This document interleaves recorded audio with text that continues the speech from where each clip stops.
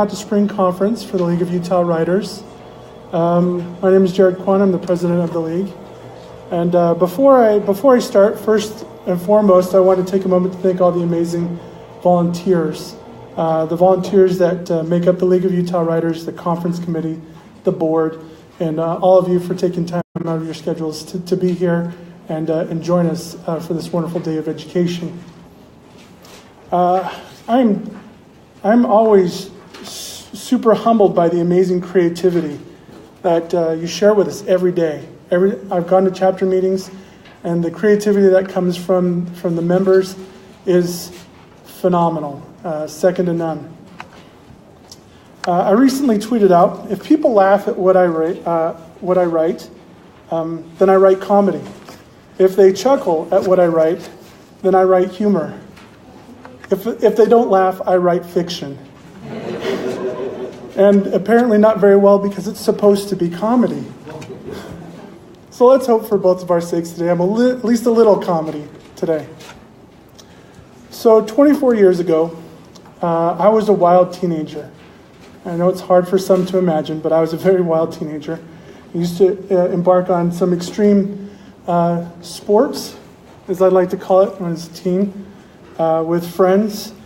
And one of my favorite extreme sports, okay, it wasn't that extreme. It was toilet papering people's houses, right? Often requiring, for our particular style of teeping, often requiring cases of toilet paper. And we called it a free form of expression of art, of course. My good friend Sam drove his parents' station wagon because it could hold the most people, right? You need a crack crew to get out there and do a good job. As it turns out, in Phoenix, where I grew up, if you would shake the streetlights just a little bit, they'll turn off, and they stay off for about 8 minutes. So we could darken the street. We were pro at this. We had the timing down. We knew how far everything. We measured out the steps. Yeah, it was just you think if our parents found documents, maybe they were thinking we were going to rob a bank. Just toilet papering a house. So now with that science down, we'd heard of a house that nobody dared TP. It was rumored that the owner had kept a shotgun by the front door with rock salt, ready to take on any teenagers, just completely fearless. And for us, we took that on as a challenge. So we loaded up with extra toilet paper. We stuffed extra friends into the hatchback of my friend's station wagon. Definitely not with seatbelts, because that's what friends do. You stuff extra friends in the trunk. And we get out to the house, and we proceed to put together a masterpiece. I mean, it was gorgeous. We would even go through the lengths of tying ends, so it wasn't just drapey, it was flowing. And everybody had pretty much gone back to the car. And my friend Sam and I are right next to the front door doing some last minute little touch-ups. And the front light comes on in the living room. And we don't run because we're teenagers, right? We're just deer in the headlight. We're what? Did they see us? And suddenly we hear this terrified woman, "They're just kids." And you hear the guy, "I don't care." I mean, and the very clear sound of the shotgun. I've never ran faster in my life. I mean, I ran, the adrenaline was through us lightning. I wonder how fast I actually ran, because it seemed like I was incredibly fast. But my friend Sam, the driver, was on the track team. His adrenaline was kind of kicked up even higher. He had so much time because he was so panicked. He made it into the car. He was able to turn on the car. He was able to put it into gear, and I was still getting to the car.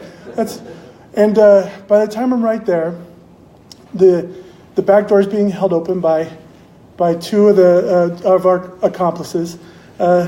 They're screaming, "Jump, jump!" And I'm no mathematician, but I knew in that moment that I wasn't going to be able to make that jump. I was going to end up under the car, and then it would be a real disaster, right? No, I thought as a clever teen, next best thing.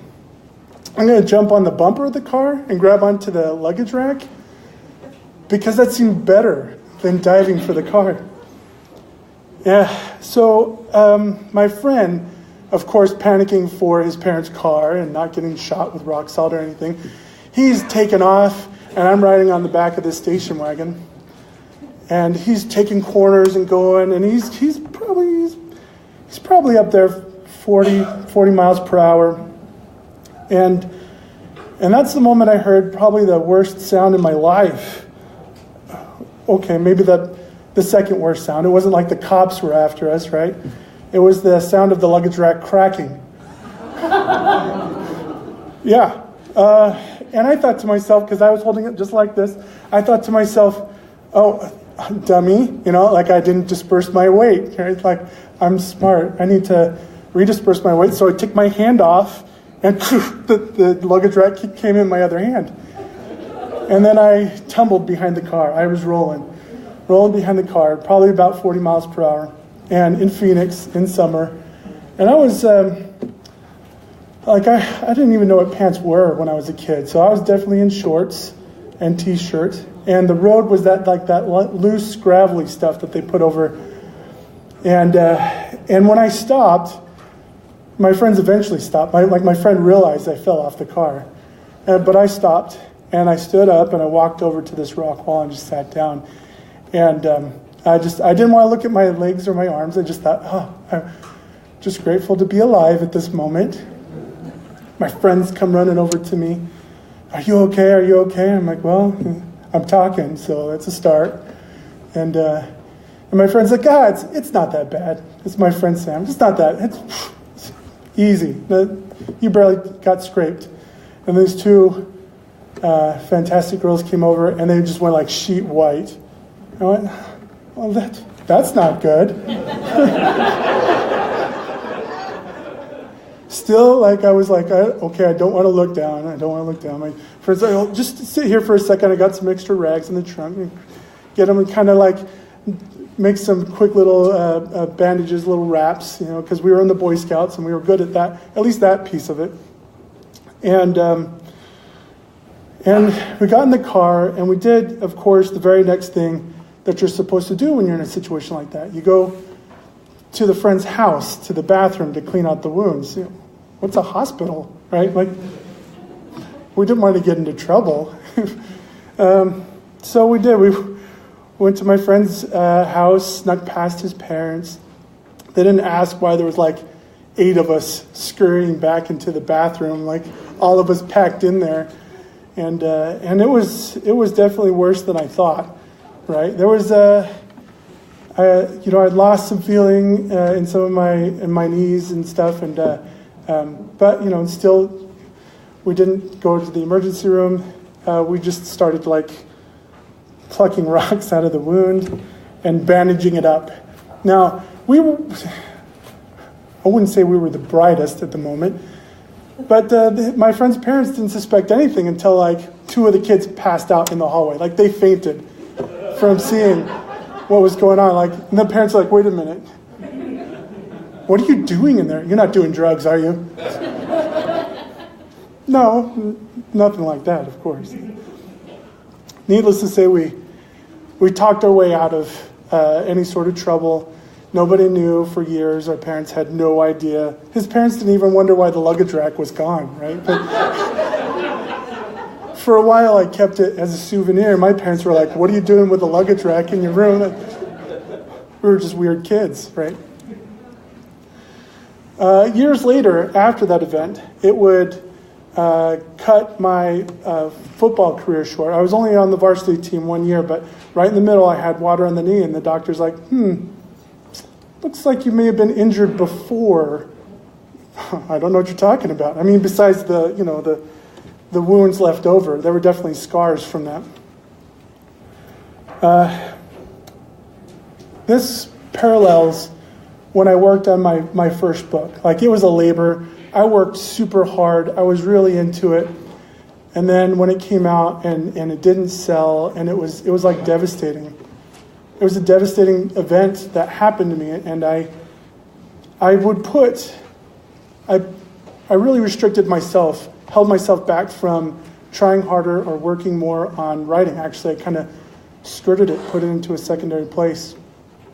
Just like I would attribute falling off that car and the knee injuries that followed to why I was overweight and I couldn't figure out a way to get around it. Both had led to like this deciding. Everybody in our lives, we have events that definitely affect us, but some that we put far more weight on than others. Some fairly, some not so fairly.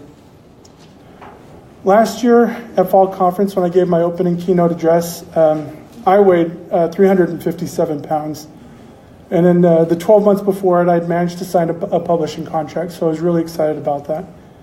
But just 6 months since then, I've lost 60 pounds and signed 4 contracts.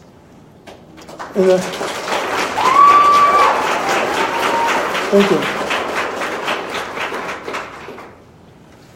When I became president-elect of the league, people had asked me right off the bat, like, how do you have so much energy?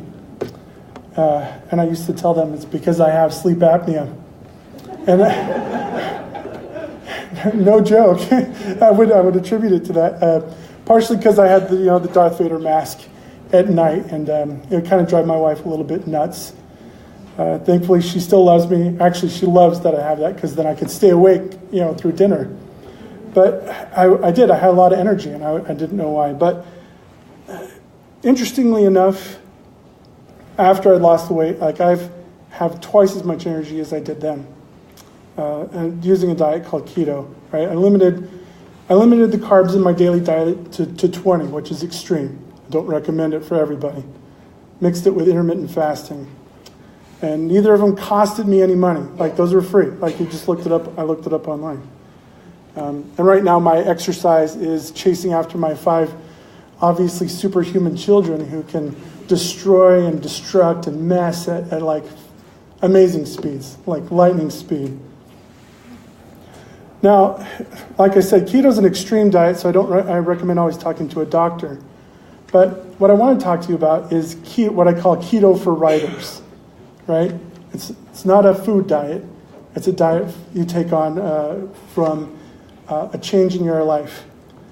Note, this is an extreme habit and comfort change. So you should consult your family before you start the keto for writers, or they'll disown you probably. However, I recommend this course of action if you fall into one of these categories. If you're currently unpublished and looking for people to take you seriously in the writing world, has a book or more written and is unpublished and looking for a way to make yourself more attractive to agents and publishers, published authors who are looking for a way to rapidly grow their audience, and published authors who have kind of stalled out.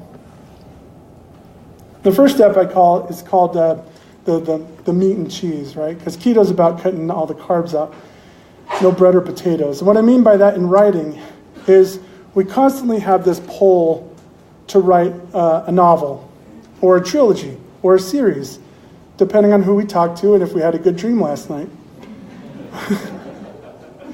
It's slow developing, and it gives you this great feeling that you're working on this project. During the 7 years I was writing my book, it was a great, satisfying thing to tell people, I'm writing a book.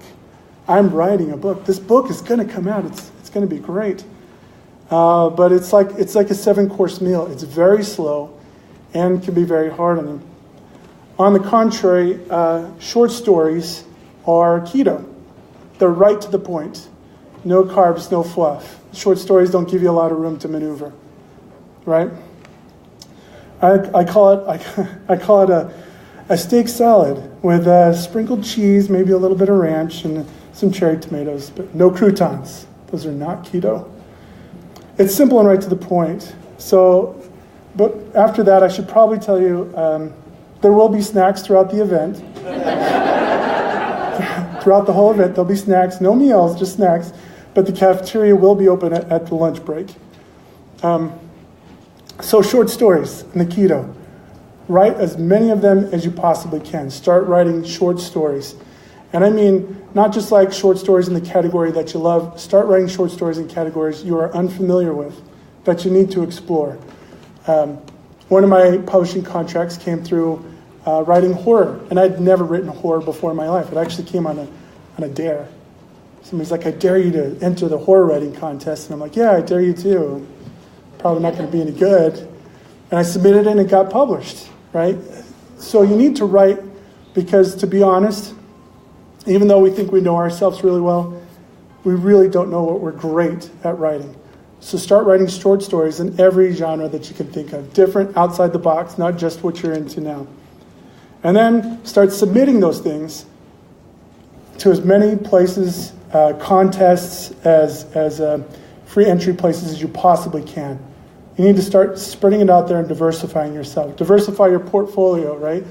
Don't forget, the most important one, of course, is submitting it to the league's publishing, or to the league's contest, right? So make sure that you get it out there. The second step is a little bit more extreme of the two. And I've nicknamed it the intermittent fasting because that's the harder part of the keto that I do. You need to volunteer everywhere that you can, as often as you possibly can. Now, this comes from the expressions, it isn't what you know, but who you know, and in the right place at the right time. Both those things are truer than we like to admit. I know a lot of incredible writers who are unpublished. I know a lot of incredibly untalented writers, like myself, who are published. You need to be able to position yourself in a place to where you know where to be. So you know the people, so you're connected. And the fastest way to do that is volunteering. People pay attention to the volunteers, people thank the volunteers, and the hard, dedicated volunteers are invaluable. They want more involved at everywhere they can possibly be. So I recommend volunteering in your local chapter, joining a second chapter, helping the league board, volunteer at the library. Just throw yourself into it. And follow through on the commitments that you make to volunteer. That's just as important, right? If you say, I volunteer for this, and then you don't show up, it's twice as much a strike against you than if you hadn't volunteered at all.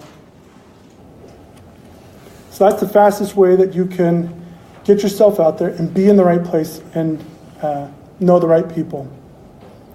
So the first step, short stories. Write them, a lot of them.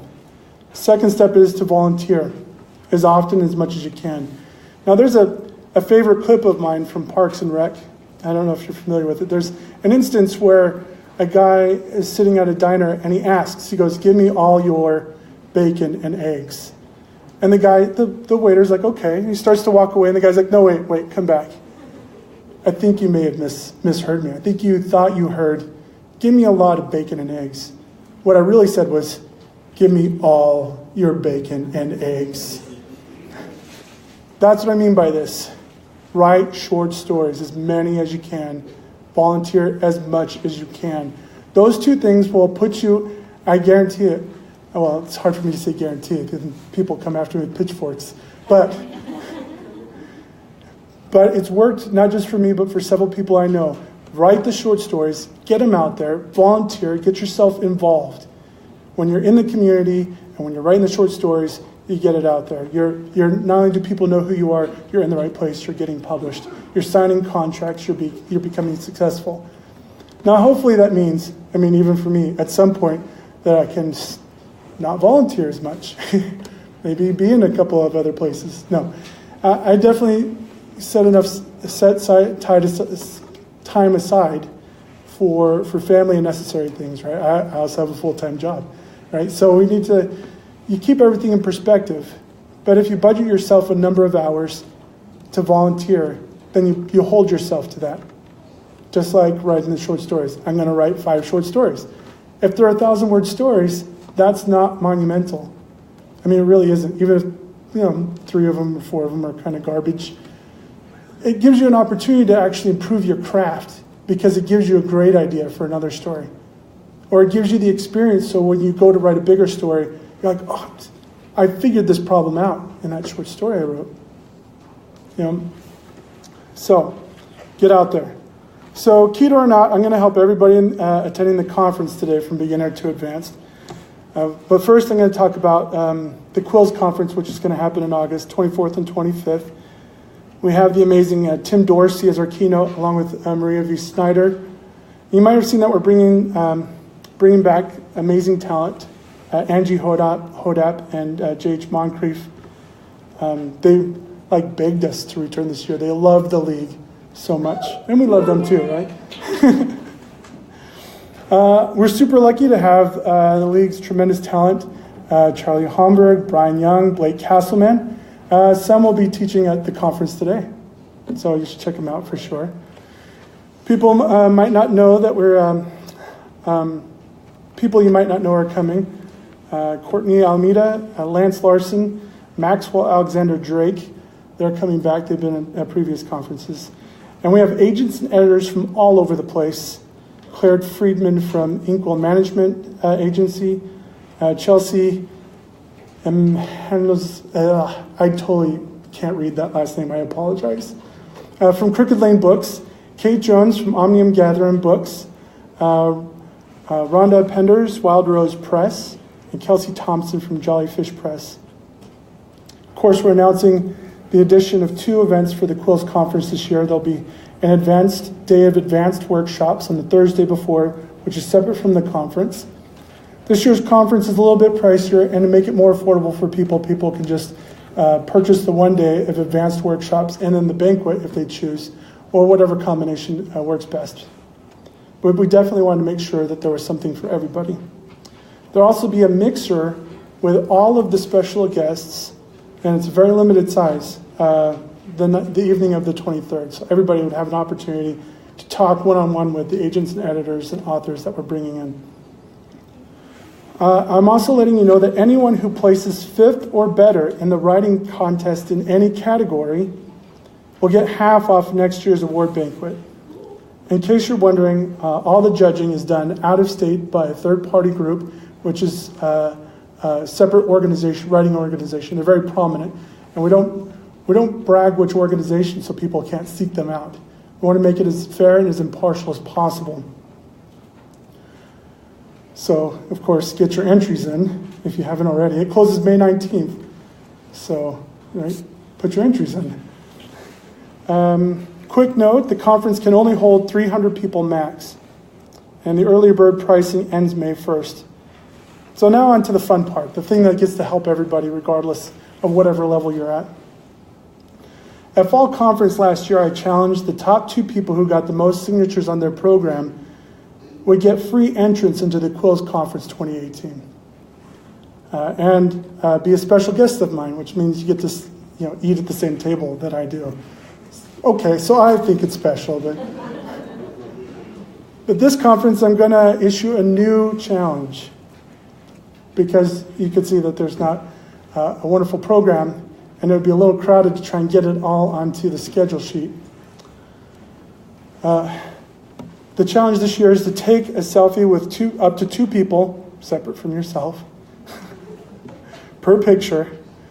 You have to post them on Facebook, and everyone in the picture must be tagged to count, and have the hashtag LUW2018 and the hashtag your name, so we know it's your entry. Whoever gets the most tagged people will win a free ticket to the Quills Conference. And once again, be a special guest of mine. Get to eat at my table. The second place winner will get a half-off ticket to the whole conference.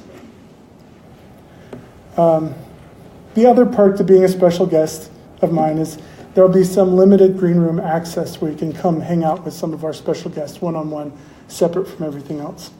That's not a ticket anybody else can buy. That's not a separate thing that people can just get access to. We're going to be we posted the rules to this on the website for reference. It's under the announcements section of the website, just in case you have any questions. The first person to immediately do this following the keynote gets a prize. That's always nice. It's not the free conference. That's the one who gets the most. But a handful of prizes will be awarded throughout the day for things like best poses, best concentrating in class. Yeah, that's the one where I'm pretending to know what's going on. and other items like that. The league will tag you and set your prize aside. Now, before I set you loose to learn, I need to mention, of course, June 2nd is our Spring in the Books event, which I highly recommend attending. Hosted by some of our finest at the Oak Ridge chapter. And the summer conference symposium, June 16th in Logan, which right now is a steal for $25. It includes lunch. So I highly recommend checking that out. Thank you so much for coming out today. Please take time to fill out the reviews for every presenter. Enjoy the conference. So please don't fall off any cars. If you do, go to the hospital. And if you partake in any of the snacks, please be responsible and clean up after yourselves. Thank you so much.